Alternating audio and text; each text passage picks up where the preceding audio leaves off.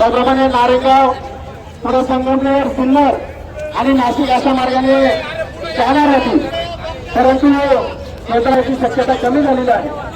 परंतु जेव्हा आपले रेल्वे मंत्री म्हणजे की याच्यामध्ये पुढे थोडीशी आशा आहे की जेएमआरटीच्या माध्यमातून काही ना काहीतरी विज्ञान तंत्रज्ञान याच्यामध्ये बदल होईल, ही रेल्वे याच मार्गात जाईल अशी अपेक्षा निर्माण झाल्यामुळे आपण हे रास्ता लोक आंदोलन आजच्या या कार्यक्रमाच्या निमित्ताने या ठिकाणी करत आहोत।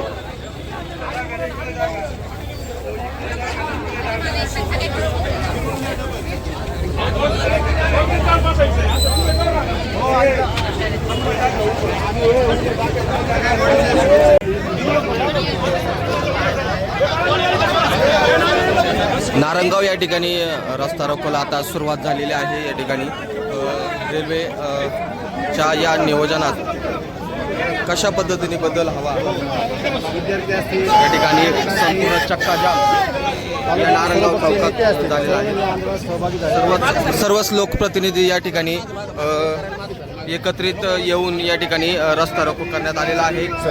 सर मागे जरा